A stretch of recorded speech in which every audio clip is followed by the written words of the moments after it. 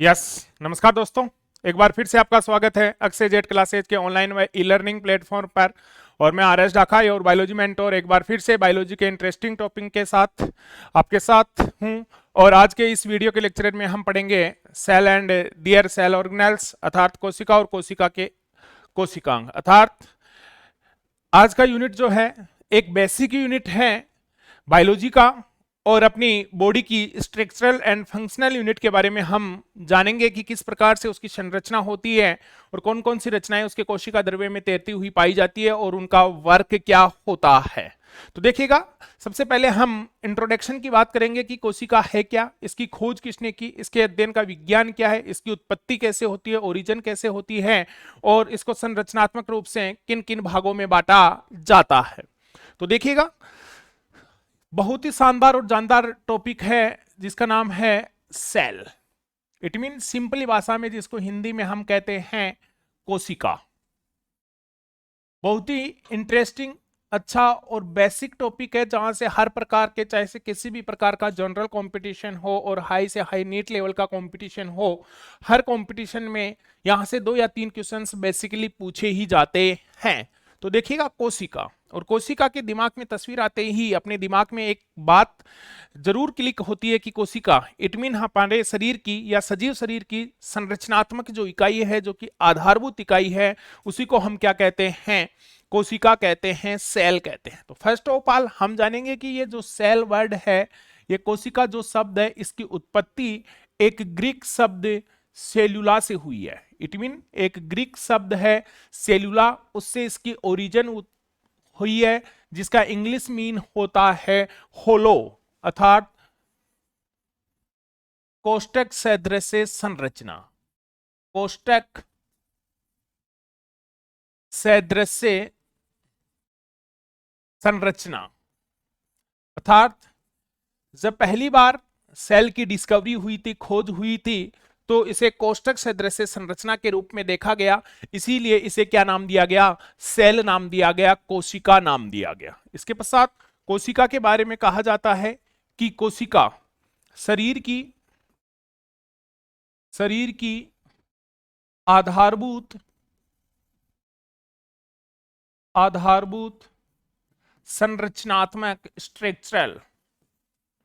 संरचनात्मक एवं क्रियात्मक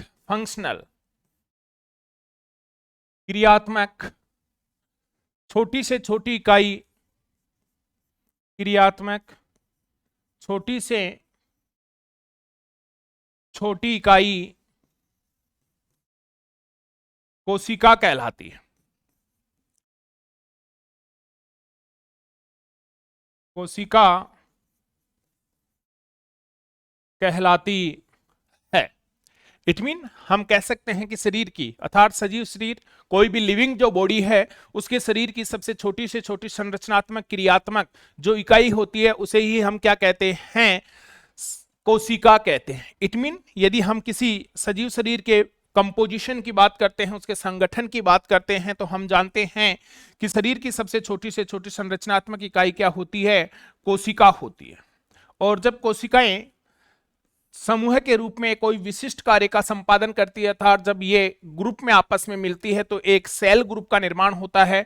और उस सेल ग्रुप को हम क्या कहते हैं, उत्तक कहते हैं, टिश्यू कहते हैं। अर्थात उत्तक की सिंपली हम डेफिनेशन देते हैं कि कोशिकाओं का वह विशिष्ट समूह है जो कि कोई विशिष्ट कार्य को संपादित करता है, क्या कहलाता है, उत्तक कहलाता है। उत्तक जब आपस में मिलते हैं तो एक सिस्टम का निर्माण होता है, जिसे टिश्यू सिस्टम या उत्तक तंत्र कहते हैं। इसके पश्चात उत्तक तंत्र जब आपस में मिलते हैं तो ऑर्गन का निर्माण होता है, अंग का निर्माण होता है। और अंग आपस में मिलते हैं तो अंग तंत्र निर्मित होता है, ऑर्गन सिस्टम निर्मित होता है। और सारे के सारे ऑर्गन तंत्र एक यूनिट के रूप में, एक इकाई के रूप में कार्य करते हैं, जिससे सजीव शरीर का निर्माण होता है, अर्थात बॉडी का निर्माण होता है। इट मीन सिंपली हम बात करें कि कोई भी लिविंग बॉडी होती है इस प्रकार से, तो उसके यदि विभेदन किया जाए तो जो शरीर बॉडी दिखाई देता है, जब इसका डिसेक्शन किया जाए, विच्छेदन किया जाए, तो इसके अंदर अनेक प्रकार के ऑर्गन सिस्टम क्रियाशील होते हैं। जैसे ह्यूमन के सापेक्ष यदि हम बात करें तो उसमें डाइजेस्टिव सिस्टम होता है, रिप्रोडक्टिव सिस्टम हो जाए, एक्जेक्टरी सिस्टम होता है, सर्कुलेटरी सिस्टम होता है। तो ये सारे सिस्टम जब आपस में मिलते हैं तो शरीर का निर्माण होता है। तो अंग तंत्र और अंग तंत्र अंग से मिलकर बने होते हैं, ऑर्गन से मिलकर बने होते हैं। जैसे हम बात करें कि डाइजेस्टिव सिस्टम जो ह्यूमन का होता है उसके अनेक पार्ट्स होते हैं, जैसे आपका आमाशय होता है, इंटेस्टाइन, आंत होती है, बकल कैविटी, मुख गुहा होती है, इसी के साथ अनेक प्रकार की ग्लैंड्स होती हैं। और अंग किससे निर्मित होते हैं? उत्तक तंत्र से। जैसे आपका भ्रूणविभ्योतक उत्तक तंत्र होता है, उपकला उत्तक तंत्र होता है। उत्तक कोशिकाओं का विशिष्ट समूह होता है और कोशिका क्या है? शरीर की सबसे छोटी से छोटी संरचनात्मक एवं क्रियात्मक इकाई को हम क्या कहते हैं? कोशिका कहते हैं, सेल कहते हैं। इट मीन सिंपली देखिएगा, डेफिनेशन की जब हम बात करते हैं तो आपने कहा है कि संरचनात्मक इकाई। इट मीन यदि किसी भी लिविंग बॉडी का डिसेक्शन किया जाए, उसका विच्छेदन किया जाए, तो एक सेल एटलीस्ट ऐसी यूनिट होती है जिससे ज्यादा अधिक डिसेक्शन हम एक लिविंग बॉडी का नहीं कर सकते, उससे ज्यादा टुकड़े शरीर के नहीं कर सकते। अर्थात जिस प्रकार से एक किसी भी मकान को बनाने के लिए सबसे छोटी से छोटी यूनिट ईंट होती है, उसी प्रकार से एक लिविंग बॉडी के निर्माण के लिए सबसे छोटी से छोटी जो स्ट्रक्चरल यूनिट है, संरचनात्मक इकाई जो होती है, वो क्या होती है? कोशिका होती है। इसी के साथ हमने कहा कि ये क्रियात्मक इकाई है, फंक्शनल यूनिट है। यदि हम सेल के सापेक्ष बात करें तो अभी सेल की स्ट्रक्चर में हम पढ़ेंगे कि सेल के अंदर जो पाया जाता है साइटोप्लाज्म, कोशिका द्रव्य, और कोशिका द्रव्य में अनेक सेल ऑर्गेनेल्स पाए जाते हैं। जैसे सिंपली हम बात करते हैं माइटोकॉन्ड्रिया की, और माइटोकॉन्ड्रिया को power house of the cell कहा जाता है। इसी प्रकार से बात करते हैं राइबोसोम को, तो राइबोसोम को प्रोटीन फैक्ट्री कहते हैं। अर्थात इसकी कोशिका द्रव्य में अनेक ऐसे सेल ऑर्गेनेल्स पाए जाते हैं जो कि कोई ना कोई विशिष्ट कार्य का संपादन करते हैं। तो यह शरीर की सबसे छोटी से छोटी क्रियात्मक इकाई है जहां पे मेटाबॉलिज्म रिएक्शंस होती है, उपापचयी क्रियाएं होती है, अर्थात कैटाबोलिक व एनाबोलिक दोनों प्रकार की क्रियाएं यहां संपादित होती है। इसी के साथ कहा जाता है कि जो कोशिका होती है वह आपकी रिप्रोडक्टिव यूनिट भी है, जनन सम इकाई भी होती है। अर्थात जनन सम अर्थात इसमें जनन की कैपेसिटी पाई जाती है। इट मीन एक नई कोशिका का निर्माण पूर्ववर्ती कोशिका से होता है, पुरानी कोशिका से होता है। तो देखिएगा, सिंपली हमने कहा कि हमारे शरीर की सबसे छोटी से छोटी संरचनात्मक, क्रियात्मक एवं जननक्षम जो इकाई होती है उसी को हम क्या कहते हैं? कोशिका कहते हैं, सेल कहते हैं। और सेल शब्द की उत्पत्ति जो हुई है एक ग्रीक वर्ड सेलुला से हुई है। इसी से हम होलो के रूप में जानते हैं, अर्थात कोष्टक सदृश संरचना के रूप में हम इसे डिटरमाइन करते हैं। तो फर्स्ट ऑफ ऑल हम जानेंगे कि इस होलो लाइक स्ट्रक्चर को देखने वाला वैज्ञानिक कौन था, उसने इसको क्या नाम दिया, और उसके पश्चात कोशिका को लेकर कौन कौन सी डिस्कवरीज हुई। तो देखिएगा, डिस्कवरर की बात करते हैं, खोजकर्ता की हम बात करते हैं, तो सब जानते हैं कि कोशिका की खोज करने वाला जो वैज्ञानिक था वो कौन था? रॉबर्ट हुक था। अनेक बार कंपटीशन में क्वेश्चन पूछा गया है कि कोशिका की खोज किसने की। कोशिका की खोज करने वाला जो वैज्ञानिक था, डिस्कवरर था, वह था रॉबर्ट हुक। और रॉबर्ट हुक ने 1665 अर्थात 1665 में 1665 में कॉर्क जो कि एक डेड पार्ट होता है, कॉर्क में किसकी खोज की? कोशिका की खोज की, और इसे सेलुली नाम दिया। क्या नाम दिया? सेलुली नाम दिया। अर्थात कोशिका की खोज करने वाला वैज्ञानिक कौन था? Robert Hooke. और रॉबर्ट हुक ने किसमें? कॉर्क में कोशिका की खोज की, और उसे क्या नाम दिया? सेलुली नाम दिया। इट मीन हम पहले ही जान चुके हैं कि सेलुली एक ग्रीक वर्ड है जिसका मतलब होता है कोष्टक सदृश संरचना। अर्थात जब रॉबर्ट हुक ने कॉर्क का टीएस अर्थात ट्रांसवर्जनल सेक्शन देखा तो उसमें कुछ इस प्रकार की संरचनाएं उसे दिखाई दी, अर्थात कोष्टक सदृश संरचनाएं उनको दिखाई दी, और उन कोष्टक सदृश संरचनाओं को उन्होंने क्या नाम दिया था? सेलुली नाम दिया था। साथ ही कोशिका से रिलेटेड डिस्क्रिप्शन या वर्णन की बात करें तो रॉबर्ट हुक ने कोशिका का वर्णन अपनी पुस्तक माइक्रोग्राफिया में किया था। माइक्रोग्राफिया में किया था। आईसीआर में क्वेश्चन पूछा जा चुका है कि रॉबर्ट हुक की पुस्तक का क्या नाम है? माइक्रोग्राफिया। अर्थात रॉबर्ट हुक ने कोशिका का समूल वर्णन कौन सी पुस्तक में किया है? माइक्रोग्राफिया नामक पुस्तक में किया।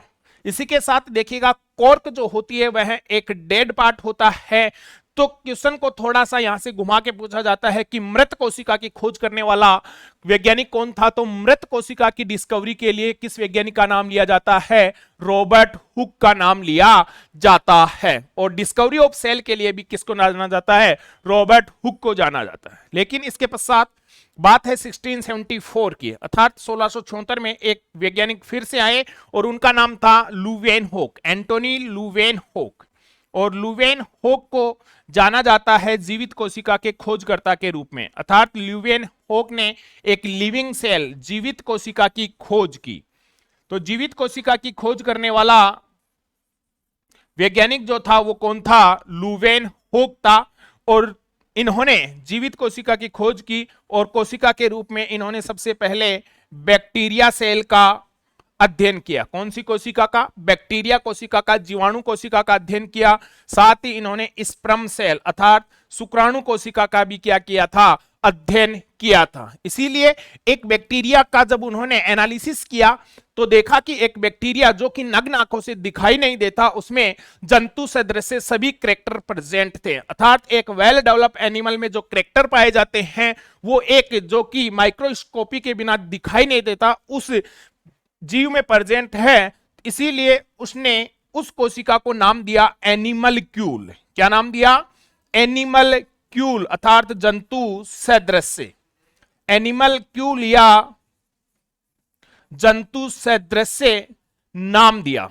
तो देखिएगा यहां से क्वेश्चन पूछा जाता है कि जीवित कोशिका की खोज करने वाला वैज्ञानिक कौन था, एंटोनी लुवेनहोक। और इन्होंने कोशिका को नाम क्या दिया था, एनिमलक्यूल नाम दिया था। जबकि रॉबर्ट हुक ने कोशिका को क्या नाम दिया था, सेलुली या सेलुला नाम दिया था, जो कि आगे जाके किस में कन्वर्ट हो गया, सेल में कन्वर्ट हो गया। इसके पश्चात देखिएगा सेल सजीव शरीर की एक बेसिक यूनिट है जिसको संरचनात्मक, क्रियात्मक एवं जननक्षम इकाई के रूप में जाना जाता है। इसीलिए सेल बायोलॉजी के समग्र अध्ययन के लिए एक बायोलॉजी की नवीन शाखा का ओरिजिन हुआ या उत्पत्ति हुई और उस शाखा को जाना गया सेल बायोलॉजी के नाम से, सेल बायोलॉजी के नाम से, या सिंपली हम इसे कहते हैं साइटोलॉजी। साइटोलॉजी बोले तो कोशिका विज्ञान, अर्थात जीव विज्ञान की वह शाखा जहां पर कोशिका की संरचना एवं उसके कार्यों का अध्ययन किया जाता है वो क्या कहलाती है, साइटोलॉजी कहलाती है। अर्थात कोशिका की संरचना एवं कार्यों के अध्ययन का विज्ञान, कार्यों के अध्ययन का विज्ञान क्या कहलाता है, साइटोलॉजी कहलाता है, कोशिका विज्ञान कहलाता है। सेल बायोलॉजी का भी हिंदी में कोशिका विज्ञान होता है, लेकिन सेल बायोलॉजी में कोशिका की संरचना कार्यों के साथ साथ उसके विभाजन की भी स्टडी की जाती है। लेकिन प्रचलन में मुख्यतः क्या होती है, साइटोलॉजी होती है।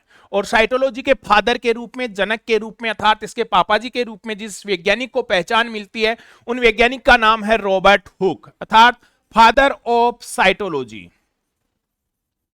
Father of cytology. और उसके रूप में पहचान मिलती है वैज्ञानिक रॉबर्ट हुक को, अर्थात फादर ऑफ साइटोलॉजी के रूप में किसको पहचाना जाता है, रॉबर्ट हुक को पहचाना जाता है। यहां पे कुछ कंफ्यूजन होता है क्योंकि कुछ बोर्ड्स और डिपार्टमेंट्स ये मानते हैं कि फादर ऑफ साइटोलॉजी के रूप में ब्राउन को पहचान मिलनी चाहिए, लेकिन हम अपने जनरल कंपटीशन के हिसाब से लिए नीट और आईसीआर के लिए हम क्या कहते हैं कि फादर ऑफ साइटोलॉजी कौन है, रॉबर्ट हुक होते हैं। इसी के साथ कहा गया है कि father of modern cytology, father of modern cytology, father of modern cytology के रूप में किसको पहचान मिलती है, सीपी स्वानसन को पहचाना जाता है। बहुत ही शानदार वैज्ञानिक है जिन्होंने कोशिका के लिए अनेक कार्य किए, इसीलिए फादर ऑफ मॉडर्न साइटोलॉजी अर्थात आधुनिकता या मॉडिफिकेशन का कार्य करने वाले वैज्ञानिक थे।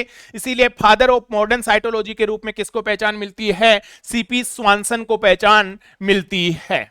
इसी के साथ भारतीय वैज्ञानिक भी आकर कहां तक कमजोर रहने वाले थे, वैसे ही भारतीय वैज्ञानिकों का मुकाबला विश्व के कोई वैज्ञानिक नहीं कर सकते। इसीलिए एक वैज्ञानिक आए जिनका नाम था एके शर्मा, और उन्होंने भी कोशिका के लिए महत्वपूर्ण डिस्कवरीज की, उसके फंक्शन के बारे में बताया और साथ ही उसकी संरचना को समझाने में अपना महत्वपूर्ण योगदान दिया। इसीलिए father of Indian cytology, father of Indian cytology, father of Indian cytology के रूप में पहचाना जाता है एके शर्मा जी को। तो यहां से क्वेश्चंस पूछे जाने की संभावनाएं बहुत ज्यादा होती हैं कि फादर ऑफ साइटोलॉजी कौन है, रॉबर्ट हुक है। फादर ऑफ मॉडर्न साइटोलॉजी कौन है, सीपी स्वानसन है। फादर ऑफ इंडियन साइटोलॉजी के रूप में किसको पहचाना जाता है, एके शर्मा साहब को पहचाना जाता है। इसके पश्चात जैसे जैसे खोजें आगे की ओर बढ़ती गई और 18वीं सदी में जैसे ही खोजें प्रेस हुई, साथ ही नई नई कोशिकाओं की डिस्कवरी सामने आई, तो मालूम हुआ कि कुछ कोशिकाओं का आकार बहुत छोटा होता है जिन्हें हम नग्न आंखों से भी नहीं देख सकते हैं, और कुछ कोशिकाएं बहुत ज्यादा बड़ी होती है। तो खोजों के आधार पर सबसे छोटी व सबसे बड़ी कोशिका का एनालिसिस हुआ, तो हमें मालूम चला कि ज्ञात सबसे जो छोटी कोशिका है, यहां से भी क्वेश्चन पूछे जाते हैं। ज्ञात अर्थात आज दिन तक जितनी कोशिकाओं की खोज हो चुकी है, डिस्कवरी हो चुकी है, उनमें सबसे छोटी कोशिका कौन सी है, तो ज्ञात सबसे छोटी कोशिका के रूप में पहचान मिली है माइकोप्लाज्मा को, माइकोप्लाज्मा को। और माइकोप्लाज्मा की एक स्पीसीज है, जाति है, जिसका नाम है लेड लेवाई। अर्थात माइकोप्लाज्मा लेड लेवाई जो है वह ज्ञात सबसे छोटी कोशिका है जिसे हम नग्न आंखों से नहीं देख सकते, और इसका माप लगभग 0.1 माइक्रोन होता है। लगभग कितना होता है, 0.1 माइक्रोन होता है। और माइकोप्लाज्मा, जिसे बायोलॉजी का जोकर भी कहा जाता है, एक प्रकार का प्रोकैरियोटिक है जिसकी आकृति हमेशा बदलती रहती है। इसीलिए जीव विज्ञान का जोकर भी किसको कहा जाता है, माइकोप्लाज्मा को कहा जाता है। और यह ज्ञात सबसे छोटी कोशिका है।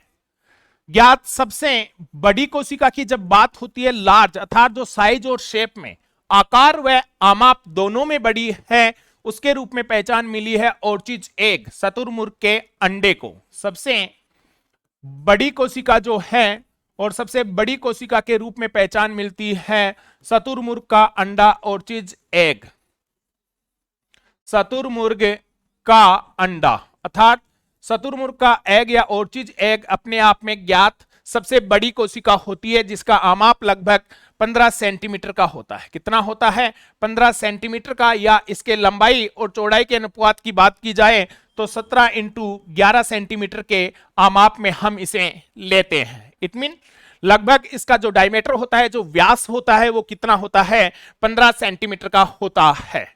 इसके पश्चात बात होती है, देखिएगा ये सबसे बड़ी, लार्ज अर्थात साइज और शेप दोनों में बड़ी होती है। जबकि सबसे लंबी कोशिका की जब बात होती है तो सब जानते हैं कि सबसे लंबी कोशिका अर्थात जो लेंथ में, लंबाई में सबसे लंबी कोशिका जो होती है वो होती है आपकी न्यूरॉन, अर्थात मानव में पाई जाने वाली जो न्यूरॉन होती है, जिसे हम सिंपली तंत्रिका कोशिका के नाम से जानते हैं। न्यूरॉन जो होती है वो क्या होती है, सबसे लंबी कोशिका होती है, और जिसकी लंबाई लगभग कितनी होती है, 90 सेंटीमीटर होती है। कितनी होती है, 90 सेंटीमीटर होती है, अर्थात लगभग 1 मीटर के लगभग न्यूरॉन की लंबाई मापी जाती है। इसके पश्चात बताया जाता है कि सबसे लंबी पादप कोशिका, देखिएगा न्यूरॉन जंतु कोशिका है और सबसे लंबी पादप कोशिका। वैसे प्लांट और एनिमल की बात की जाए तो उनमें सबसे लंबी कोशिका कौन सी होती है, न्यूरॉन होती है। लेकिन सबसे लंबी पादप कोशिका की जब बात की जाती है तो आता है रेमी फाइबर, रेमी फाइबर अर्थात रेमी तंतु, अर्थात कपास जो होता है, कॉटन होता है, उसकी एक स्पीसीज है जिसका नाम है बोहोमेविया निविया। उसके जो तंतु होते हैं वो सबसे लंबी प्लांट सेल के रूप में जाने जाते हैं, जिन्हें हम सिंपली भाषा में क्या कहते हैं, रेमी फाइबर कहते हैं, जो अप्रोक्स लगभग कितने होते हैं, 55 सेंटीमीटर लंबे होते हैं। इसी के साथ कहा गया है कि सबसे बड़ी एक कोशिकीय पादप कोशिका कौन सी है, अर्थात सबसे बड़ी एक कोशिकीय यूनिसेलुलर, एक कोशिकीय पादप कोशिका और सबसे बड़ी एक कोशिकीय पादप कोशिका की जब बात की जाती है तो एक एल्गी है जिसका नाम है एसिटाबुलेरिया, और एसिटाबुलेरिया एक कोशिकीय सबसे बड़ी पादप कोशिका होती है। एसिटाबुलेरिया शैवाल, एसिटाबुलेरिया जो शैवाल है वह सबसे बड़ी यूनिसेलुलर प्लांट सेल होती है। इट मीन ये कुछ कोशिकाएं थी जिन्हें डिस्कवरी के आधार पर या खोजों के आधार पर सबसे छोटी व सबसे बड़ी कोशिका के रूप में पहचान मिली हुई है। तो सबसे छोटी कोशिका के रूप में माइकोप्लाज्मा को पहचाना जाता है।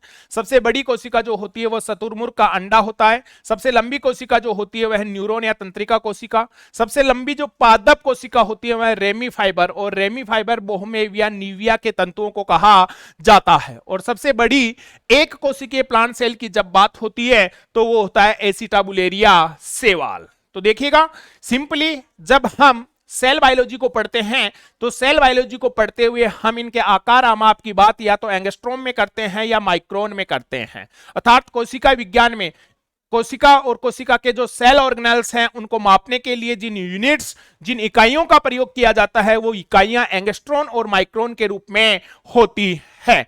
माइक्रोन का प्रयोग प्रकाश सूक्ष्मदर्शी, अर्थात माइक्रोस्कोप जो होते हैं वो दो प्रकार के होते हैं, एक तो प्रकाश और एक इलेक्ट्रॉन सूक्ष्मदर्शी। तो जिनकी कोशिकाओं की आमाप या आकार प्रकाश सूक्ष्मदर्शी से मापा जाता है वो माइक्रोन में आते हैं, और जिनका इलेक्ट्रॉन सूक्ष्मदर्शी की सहायता से साइज व शेप का पैरामीटर लिया जाता है वो एंगस्ट्रॉन में आते हैं। इसके पश्चात यहां से सिंपली आप एक बात और याद रखें, अकस्मात कई कॉम्पिटिशन्स में पूछ ही लिया जाता है कि सरल सूक्ष्मदर्शी की खोज किसने की, और सरल सूक्ष्मदर्शी के डिस्कवरर के रूप में एंटोनी लुवेनहोक को पहचाना जाता है। तो देखिएगा यहां से यह भी आप थोड़ा सा नोट कर लें कि सरल सूक्ष्मदर्शी की खोज किसने की।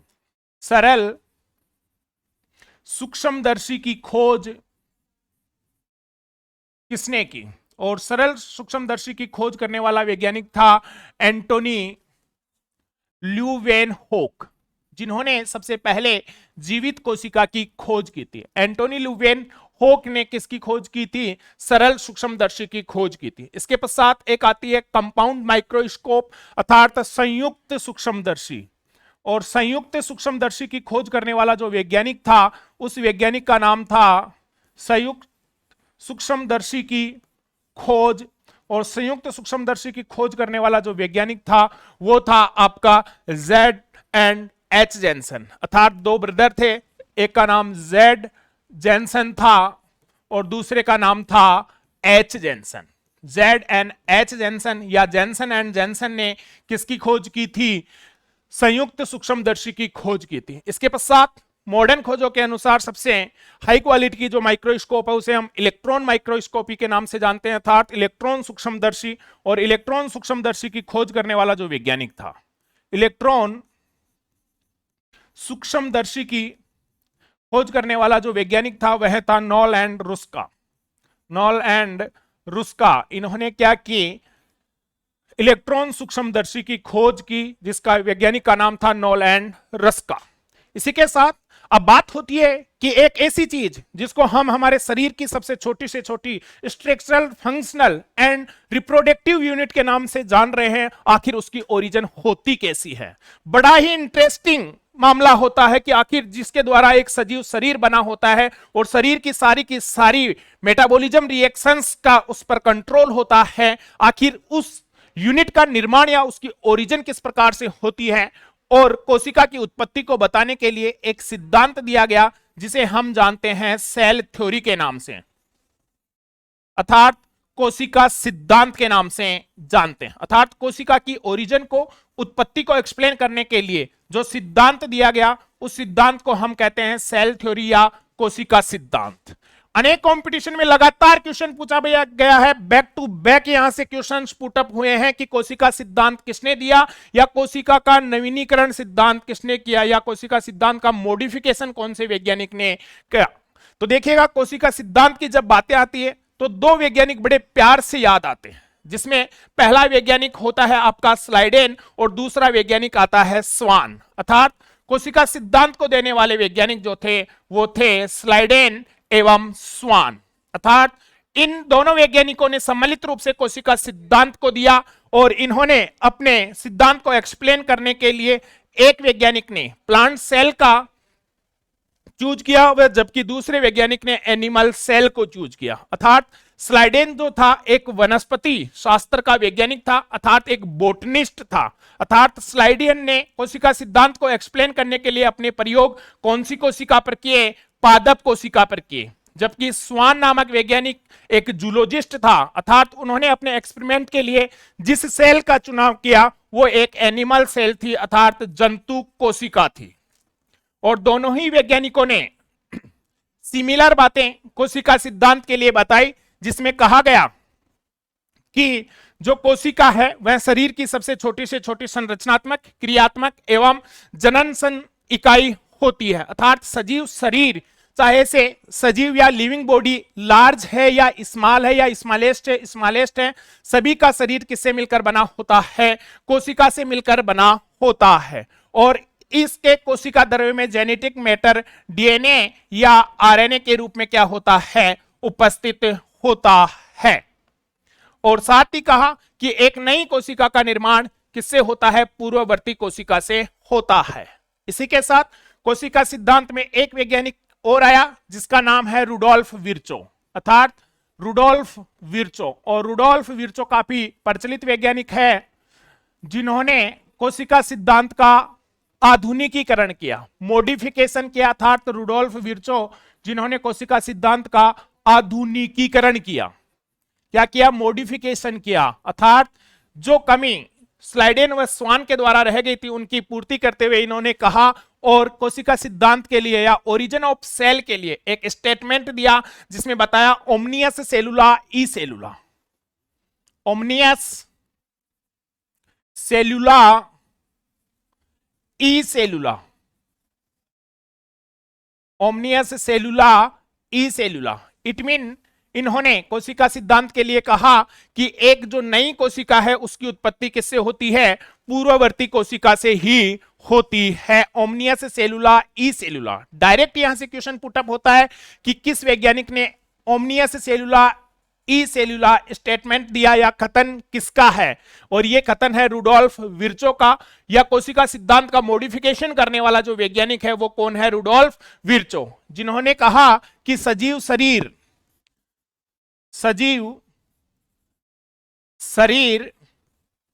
कोशिका एवं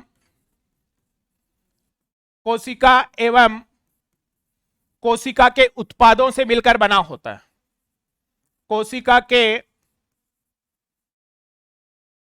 उत्पादों से मिलकर बना होता है, मिलकर बना होता है। इट मीन यहां पे हम सम्मिलित रूप से बातें कर रहे हैं कि कोशिका सिद्धांत कोशिका के बारे में क्या क्या एक्सप्लेन करता है। तो पहली लाइन जो कही गई वो कही गई कि सजीव शरीर कोशिका एवं कोशिका के उत्पादों से मिलकर बना होता है। नई कोशिका का निर्माण पूर्ववर्ती कोशिका से होता है, नई कोशिका का निर्माण पूर्ववर्ती कोशिका से होता है, पूर्ववर्ती कोशिका से होता है। और एक कोशिका में आनुवांशिक पदार्थ पाया जाता है, अर्थात इसके साइटोप्लाज्म में, इसके कोशिका द्रव्य में खुद का आनुवांशिक पदार्थ जेनेटिक मैटर होता है, आनुवांशिक पदार्थ होता है, जिसके कारण जेनेटिक कैरेक्टर एक जनरेशन से दूसरी जनरेशन में क्या होते हैं? ट्रांसफर होते हैं, आनुवांशिक पदार्थ निहित होता है। इस प्रकार से उपरोक्त बातें सेल थ्योरी के दरमियान एक्सप्लेन की गई, तब जाके विश्वास हुआ कि वास्तव में एक जो सेल होती है वह शरीर की structural, functional and reproductive unit होती है, और एक मदर जो सेल होती है वह डॉटर सेल का निर्माण करती है। अर्थात एक नई कोशिका पूर्ववर्ती कोशिका से ही क्या होती है? निर्मित होती है। इसके पश्चात जैसे जैसे डिस्कवरीज आगे बढ़ती गई तो देखा गया कि कोशिका सिद्धांत एक ऐसा लिक्विड फ्लूइड सामने आया जो कि कोशिका सिद्धांत को फॉलो नहीं करता था। अर्थात वह कोशिका सिद्धांत के बारे में बताई गई जो बातें थी उनको फॉलो बिल्कुल भी नहीं करता था, और वह ऐसा एक लिक्विड फ्लूइड जो था वो था विषाणु, वायरस। अभी कोरोना वायरस चल रहा है, विषाणु, और इसी का पहला केसेज जो है कि यह सेल थ्योरी का क्या है, एक्सेप्शन है, अपवाद है। तो अनेकों अनेक बार ये डायरेक्ट क्वेश्चन पूछा गया है कि कोशिका सिद्धांत का अपवाद क्या है, वायरस है। क्या है ये कोशिका सिद्धांत का एक्सेप्शन है, अपवाद है। और अपवाद क्यों है? क्योंकि इसमें जो जीव द्रव्य अर्थात जो केंद्रक द्रव्य और जो कोशिका द्रव्य होता है उसमें परिवर्तन नहीं होता, तथा यह होस्ट के अंदर अर्थात परपोषी के अंदर था सजीव कोशिका में सजीवता के लक्षण करेक्टर प्रेजेंट करता है। अर्थात सजीव कोशिका यदि कोई होस्ट या कोई परपोषी इसे मिलता है तो उसके अंदर इसमें फ्री डिवीजन होता है, स्वतंत्र रूप से विभाजन होता है। जबकि यदि इसे होस्ट सेल से बाहर क्यों निकाल दिया जाए तो इसमें फ्री डिवीजन नहीं होता, स्वतंत्र रूप से विभाजन नहीं होता। अर्थात यह सजीव के अंदर लिविंग कैरेक्टर्स को रिप्रेजेंट करता है, जबकि सजीव के बाहर नॉन लिविंग कैरेक्टर्स को क्या करता है, रिप्रेजेंट करता है। अतः सजीव व निर्जीव के बीच की योजक कड़ी के रूप में भी इसको जाना जाता है। सजीव व निर्जीव के बीच की योजक कड़ी, योजक कड़ी क्या है, वह है आपकी वायरस। और अर्थात living and non living connective unit known as virus विषाणु के रूप में जानी जाती है। और इसकी खोज करने वाला जो वैज्ञानिक था वो था इवान वोस्की। इवान वोस्की वायरस एक्सेप्शन के रूप में है, इसीलिए एक नॉर्मल इंफॉर्मेशन के रूप में हमने वायरस को पहचाना। जब हम सेल्स का डिस्क्रिप्शन पढ़ेंगे तो वहां पे वायरस को बाकायदा एक अच्छे टॉपिक के साथ, इंटरेस्टिंग बातों के साथ पढ़ेंगे। तो एक्सेप्शन क्या है, वायरस है कोशिका सिद्धांत का। तो देखिएगा, अब बात होती है कि कोशिका शरीर की छोटी से छोटी संरचनात्मक क्रियात्मक इकाई, तो इसके टाइप्स कितने होते हैं, प्रकार कितने होते हैं। तो देखिएगा, ओरिजिन के आधार पर, उत्पत्ति के आधार पर जो सेल है बेसिकली मुख्य रूप से कितने पार्ट्स में डिवाइडेड की गई है, 2 पार्ट्स में। या कोशिका मुख्य रूप से किसके आधार पर, ओरिजिन के आधार पर कितने प्रकार की होती है, 2 प्रकार की होती है। जहां से हम जानेंगे कि ओरिजिन के आधार पर 2 सेल्स कौन कौन सी हैं और उनके बीच में हम डेफिशिएंट अर्थात अंतर किन लक्षणों को आधार मानकर करते हैं। अर्थात हम कैसे पहचाने कि ये प्रोकैरियोटिक कोशिका है और ये यूकैरियोटिक कोशिका है। अर्थात इनके बेसिक कैरेक्टर्स क्या होते हैं, जनरल कैरेक्टर्स क्या होते हैं। तो देखिएगा, उत्पत्ति के आधार पर, ओरिजिन के आधार पर सेल कितने प्रकार की होती है, 2 प्रकार की होती है। जिसमें पहले प्रकार जो आता है वो आता है प्रोकैरियोटिक, प्रोकैरियोटिक सेल, या इसे कहते हैं हिंदी में असीम केंद्र की, असीम केंद्र की। तो देखिएगा, इनके बेसिक कैरेक्टर्स क्या होते हैं प्रोकैरियोटिक कोशिका के, जिसे हम असीम केंद्र की कोशिका के नाम से जानते हैं। तो देखिएगा, प्रोकैरियोटिक सेल या प्रोकैरियोटिक वर्ड को हम जब देखते हैं तो इसमें 2 शब्द हमें दिखाई देते हैं। अर्थात इसकी भी उत्पत्ति 2 ग्रीक शब्दों से हुई है, जिसमें एक वर्ड है प्रो और दूसरा है कैरियोन। एक वर्ड है प्रो और दूसरा है कैरियोन। प्रो का मतलब होता है प्रीमिटिव, प्रीमिटिव, और कैरियोन का मतलब होता है न्यूक्लियस अर्थात आदिम केंद्रक, अर्थात आदिम केंद्रक, आदिम केंद्रक। अर्थात वह कोशिका जिसका केंद्रक आदिम प्रकार का, इट मीन पुराने प्रकार का, या सुसज्जित भाषा में हम कहें कि वेल डेवलप न्यूक्लियस इसमें नहीं पाया जाता था, तो सुस्पष्ट केंद्रक इसमें नहीं पाया जाता। अर्थात इसके केंद्रक के चारों तरफ न्यूक्लियर मेम्ब्रेन, केंद्रक झिल्ली का क्या पाया जाता है, अभाव पाया जाता है। या सिंपली हम कहें कि उत्पत्ति में प्राचीन जो कोशिका होती है उसे ही हम क्या कहते हैं, प्रोकैरियोटिक कोशिका कहते हैं। तो प्रोकैरियोटिक कोशिका के जनरल कैरेक्टर्स क्या होते हैं, तो देखिएगा, वह कोशिका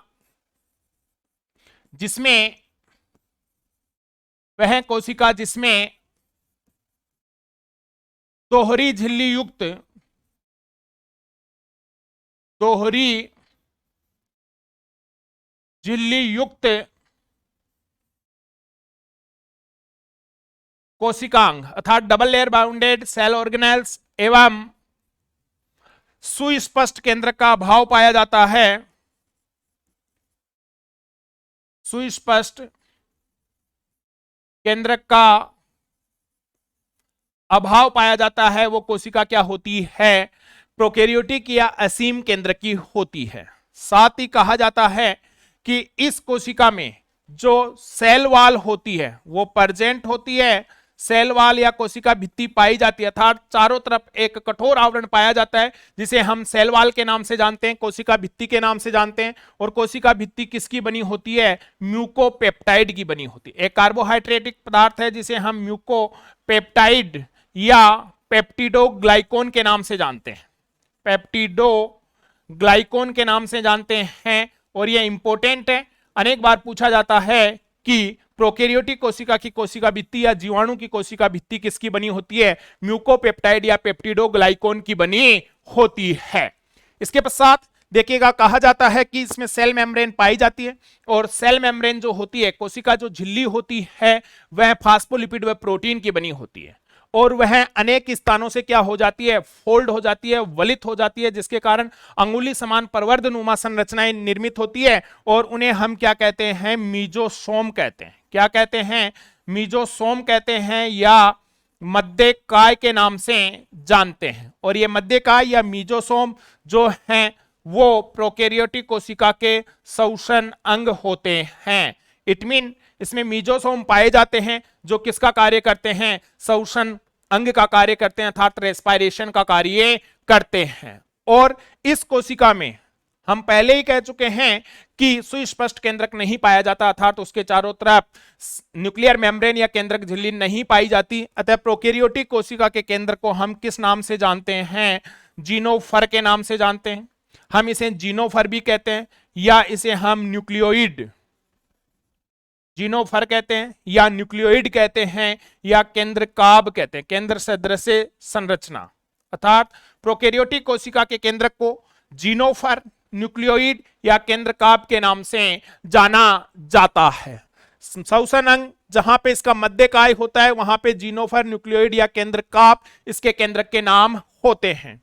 और इसमें जो जेनेटिक मैटर होता है जिसे हम डीएनए के रूप में जानते हैं, जो डीएनए होता है वो क्या होता है, नग्न डीएनए पाया जाता है, अर्थात उसके चारों तरफ एनवेलप नहीं पाया जाता, और वह हमेशा और हमेशा कैसा होता है, हैप्लॉइड होता है, अगुणित होता है, अर्थात एन के रूप में पाया जाता है। साथ ही इसमें हिस्टोन प्रोटीन का अभाव पाया जाता है। प्रोकैरियोटिक कोशिका में कौन से प्रोटीन का, हिस्टोन प्रोटीन का, केवल और केवल नॉन हिस्टोन प्रोटीन पाई जाती है। हिस्टोन प्रोटीन का क्या होता है, अभाव होता है, अर्थात हिस्टोन प्रोटीन नहीं पाई जाती। और इसमें केवल और केवल असूत्री विभाजन, एमाइटोसिस पाया जाता है। माइटोसिस और मियोसिस का क्या होता है, अभाव होता है। एमाइटोसिस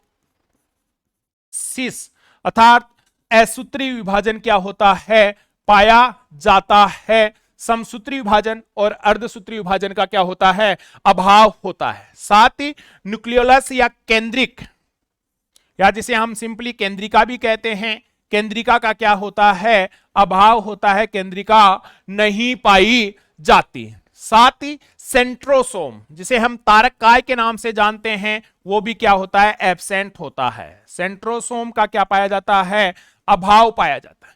ये वो बेसिक कैरेक्टर हैं जिनको देखकर हम आसानी से पहचान सकते हैं कि कौन प्रोकैरियोटिक कोशिका होती है।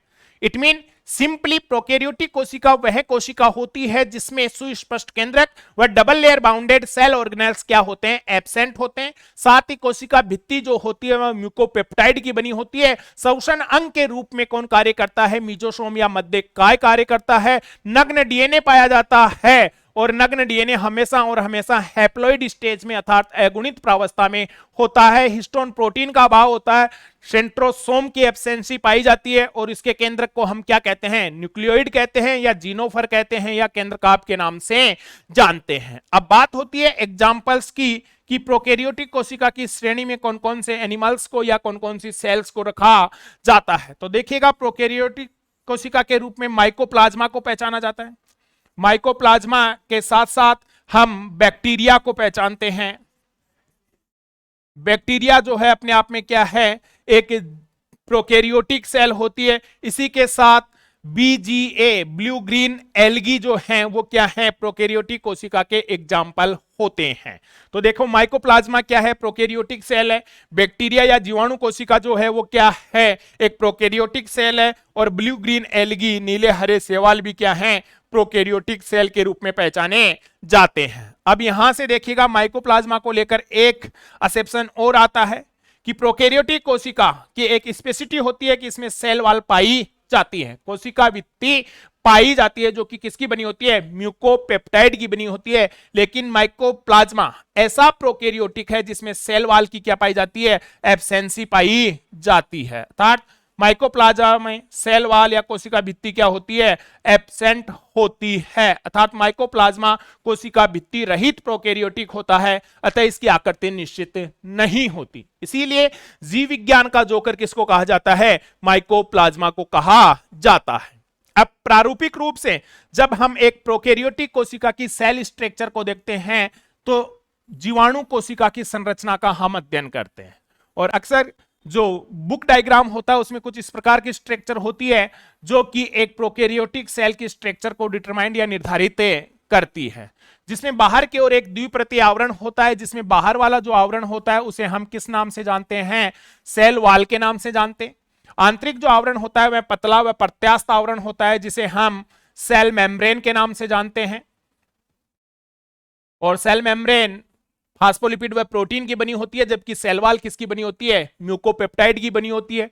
अब जो कोशिका झिल्ली होती है वह अनेक स्थानों से फोल्ड होकर ऐसी सदृश संरचनाओं को निर्मित करती है, और इन संरचनाओं को हम क्या कहते हैं, मीजोसोम कहते हैं। मध्यकाय जो कि एक रेस्पिरेटरी ऑर्गन होता है, इसमें ऐसे नग्न डीएनए पाया जाता है, और नग्न डीएनए को हम क्या कहते हैं, न्यूक्लियोइड या जीनोफर या केंद्रकाभ न्यूक्लियोइड कहते हैं। इसी के साथ कहा जाता है कि इसमें राइबोसोम की जो प्रेजेंस होती है, और राइबोसोम कैसे होते हैं, 70S टाइप के होते हैं, 70S प्रकार के होते हैं। 2 टाइप्स के राइबोसोम पढ़ेंगे आगे के लेक्चरर्स में हम, तो उसके साथ हम जानेंगे कि राइबोसोम क्या है और उसके टाइप्स कैसे होते हैं। तो प्रोकैरियोटिक कोशिका में कौन से प्रकार के राइबोसोम पाए जाते हैं, 70S प्रकार के राइबोसोम पाए जाते हैं। इसी के साथ मुख्य डीएनए के अतिरिक्त एक गोलाकार या वर्ताकार डीएनए पाया जाता है, जिसे हम प्लास्टिड के नाम से जानते हैं। और साथ ही यहां पे डबल लेयर सेल ऑर्गेनेल्स का क्या पाया जाता है, अभाव पाया जाता है। तो इस प्रकार के स्ट्रक्चर के रूप में हम किसको पढ़ते हैं, प्रोकैरियोटिक कोशिका को पढ़ते हैं। साथ ही कहा जाता है कि प्रोकैरियोटिक कोशिका में नाइट्रोजन फिक्सेशन की कैपेसिटी पाई जाती है, नाइट्रोजन स्थिरीकरण की क्षमता भी पाई जाती है। और प्रोकैरियोटिक कोशिकाओं में गमन के रूप में फ्लैजिला, कसाबिकाएं या सीलियाज प्रेजेंट होते हैं, जिनकी उत्पत्ति बेसल ग्रेन्यूल या आधारी कणिका से होती है। तो ये था ओरिजिन के आधार पर फर्स्ट टाइप किसका, कोशिका का, जिसको हम जानते हैं प्रोकैरियोटिक सेल के नाम से। दूसरी जो सेल है वो आती है उत्पत्ति के आधार पर eukaryotic cell. Eukaryotic cell Hindi में जिसे कहते हैं हम ससीम केंद्र की, ससीम केंद्र की, या यूकैरियोटिक सेल। तो यूकैरियोटिक वर्ड भी 2 शब्दों से मिलकर बना है, जिसमें एक है यू और दूसरा है कैरियोन। यू बोले तो वेल और कैरियोन बोले तो न्यूक्लियस, अर्थात वह कोशिका जिसमें सुस्पष्ट टकाटक केंद्रक पाया जाता है, अर्थात सुस्पष्ट केंद्रक की प्रेजेंस जहां पे पाई जाती है। साथ ही दोहरी झिल्ली युक्त कोशिकांग जिस सेल में पाए जाते हैं उसे हम क्या कहते हैं, यूकैरियोटिक कोशिका कहते हैं। और यूकैरियोटिक कोशिका में कोशिका भित्ति पाई जाती है, जो बेसिकली किसकी बनी होती है, सेल्यूलोज की बनी होती है। किसकी बनी होती है, सेल्यूलोज की बनी होती है। अभी आगे एग्जांपल के रूप में हम प्लांट सेल और एनिमल सेल लेते हैं, तो वहां पे एनिमल सेल में जो सेल वॉल होती है उसकी क्या पाई जाती है, एब्सेंसी पाई जाती है। लेकिन बेसिकली हम कहते हैं कि यूकैरियोटिक कोशिका की जो कोशिका भित्ति होती है वो किसकी बनी होती है, सेल्यूलोज की बनी होती है। इसी के साथ रेस्पिरेटरी ऑर्गन के रूप में, श्वसन अंग के रूप में इसमें क्या पाया जाता है, माइटोकॉन्ड्रिया होता है, जिसे power house of the cell कहते हैं। माइटोकॉन्ड्रिया पाया जाता है। श्वसन अंग के रूप में क्या पाया जाता है, माइटोकॉन्ड्रिया पाया जाता है। नग्न डीएनए की क्या होती है, एब्सेंट होती है, अर्थात वह केंद्रक झिल्ली के अंदर आवृत रहता है और डिप्लॉयड स्टेज के रूप में पाया जाता है। इसी के साथ यहां पे सेंट्रोसोम जो तारक काय होता है उसकी प्रेजेंस होती है, साथ ही न्यूक्लियोलस बोले तो केंद्रिका भी प्रेजेंट होती है, केंद्रिका की प्रेजेंस पाई जाती है, वह भी उपस्थित होती है। इसी के साथ कहा जाता है कि इसमें नॉन हिस्टोन प्रोटीन के साथ हिस्टोन प्रोटीन भी पाई जाती है, अर्थात हिस्टोन एवं नॉन हिस्टोन दोनों प्रकार की प्रोटीन यहां पे प्रेजेंट होती है। साथ ही यहां पे माइटोसिस, समसूत्री विभाजन एवं मियोसिस, अर्धसूत्री विभाजन दोनों प्रकार के विभाजन पाए जाते हैं, अर्थात माइटोसिस एंड मियोसिस दोनों प्रकार के सेल डिवीजन यहां पे प्रेजेंट होते हैं, उपस्थित होते हैं। इसी के साथ एग्जाम्पल के रूप में जब हम बात करते हैं तो एक प्लांट सेल व एनिमल सेल को प्रारूपिक यूकेरियोटिक कोशिका के रूप में लिया जाता है, प्लांट एवं एनिमल सेल। तो ये बेसिक कैरेक्टर होते हैं आपके किसके, यूकेरियोटिक कोशिका और प्रोकैरियोटिक कोशिका। अर्थात कई बार अंतर से रिलेटेड क्वेश्चन पूछ लिया जाता है कि कौन सी कोशिका में कौन सी संरचना पाई जाती है और कौन सी नहीं पाई जाती है। तो इस प्रकार से आज के इस लेक्चर या वीडियो में हमने जाना कि सेल क्या है, सेल की ओरिजिन किस प्रकार से होती है, इसकी डिस्कवरी करने वाले वैज्ञानिक कौन थे, सेल थ्योरी कौन से वैज्ञानिकों ने दी, और साथ ही कोशिका के प्रकार क्या क्या होते हैं। आज का ये वीडियो आपको जरूर पसंद आया होगा, इसीलिए इसे लाइक, सब्सक्राइब व शेयर करना ना भूलें। थैंक यू, धन्यवाद।